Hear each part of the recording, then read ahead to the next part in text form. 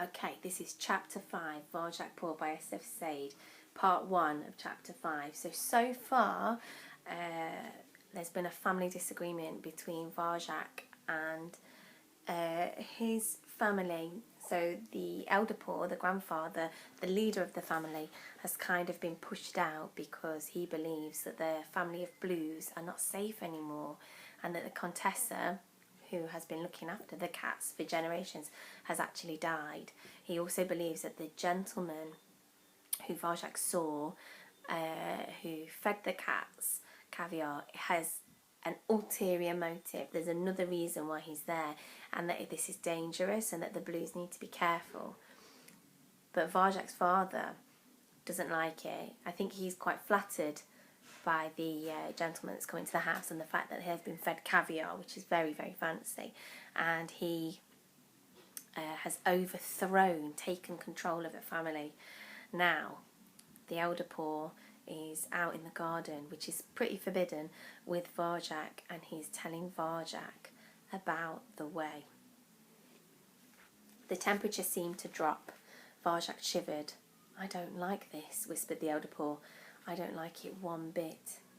The gentleman pointed at them across the garden and crouched down to touch the collars on the black cats' necks and whispered something into their ears.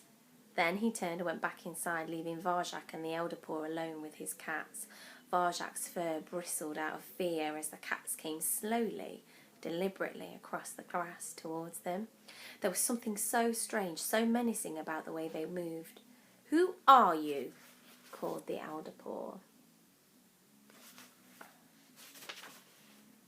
They didn't answer. They just kept coming. Varjak and his grandfather backed away, but there wasn't far to go. In a few steps they were up against the wall, as far from the house as they could get. Varjak's pulse was racing, and he remembered how the gentleman's cats had pushed him aside so easily. It looked like nothing in the world could stop them now. He scratched at his collar and felt tight around his neck. "Varjak," said the elder paw urgently, but without a hint of worry in his voice, "I think someone as brave as you could climb this wall and go outside, don't you?" Varjak glanced up. The stone was concealed by the moss. There was no hiding the wall's height. It was massive. "Don't worry," said the elder paw. "You'll have time. I'll see to that." "I'll have time?" Varjak's head swam. What was the elder paw saying? That he should go outside on his own? "But can't we both?" "No, we can't. Only one of us can get out. I'll keep them busy. You must go outside and find a dog." "You're not going to fight them, are you? They'll... The elder paw took a pace towards the black cats. His eyes was as fire Varjak had never seen. "Go, bring back this thing that even the men are scared of, and keep the way alive, Varjak Paw." The cats had stopped. They were looking at the elder paw as if they were waiting for him. The elder paw growled at them. Varjak's head hurt. He was being torn apart by 1,000 different feelings. I wonder what feelings he's got going on inside him, because now I'm worried about the elder paw fighting these two very strong, interesting, worrying cats. I'm concerned about Varjak climbing the wall. Does he know enough about the way? Does he understand? The elder paw strode forward to meet the gentleman's cats, tail held high, green eyes blazing. "Go, Varjak, before it's too late. Don't look back. This is the only way." He looked fierce and magnificent. The tired old cat of the council was gone. Now he was the son of Jalal, facing his enemy, proud and powerful, a Mesopotamian blue. "Go!" he yelled, and he hurled himself at the cats. They nodded as he came, as if it was all too easy. The elder paw ran straight at them, but then he seemed to shiver for a moment and went through the gap between them and came out the other side. The two black cats spun around. The elder paw was just out of their reach. They glanced at each other and then went for him. Varjak's heart thumped in his throat. His grandfather was leading them away through the trees, back towards the house. He was taking them further and further from Varjak with a quick wits and cunning and a flash of silver blue. The black cats were faster. They moved together perfectly. Each one looked sleek and lethal. How could the elder paw fight two together? Already he was slowing down, still proud, but old and short of breath.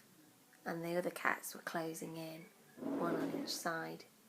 They'd catch him soon, and even if they didn't, what could he do against the gentleman 10 times his size? What could any cat do, or even a whole family? The elder Paw was right. The only chance was to find a dog. His grandfather was doing what he had to now. Now it was all up to Varjak. His mind was on fire. Varjak tore his eyes from the garden and turned to the wall. It separated the world he knew from the world outside. No paw had been over the wall since Jalal himself came from Mesopotamia, but it was the only way out. He took a deep breath, coiled his body tight, one last glance over his shoulder. No! The large cat, the black cats had caught the elder Paw. They had him backed against the house. They came at him from both sides. He slashed out, but together they swarmed on top of him and forced him to the ground. There was a terrible howl. The black cats came away, shaking their heads, and the elder Paw looked limp, like a broken toy.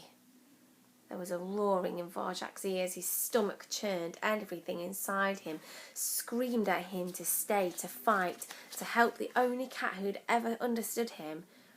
But the elder Paw's words echoed in his mind. Go before it's too late. He turned to the wall. 3, 2, 1. Varjak exploded into motion. His back legs uncoiled. Front paws reached out for a grip and found it. Back legs pushed, pumped, powered, up, like the wind. Varjak Paw flew up the face of the wall, up through the trees, higher than the curtains, higher than the house, up beginning to tire, muscles aching, vision blurring. How much further? Up, grip after grip, paw over paw, slipping. Oh, that's a big wall. Latched onto the ledge, heaved, and made it to the top of the wall. Outside for the first time since Jalal, a paw stood on the edge of the world.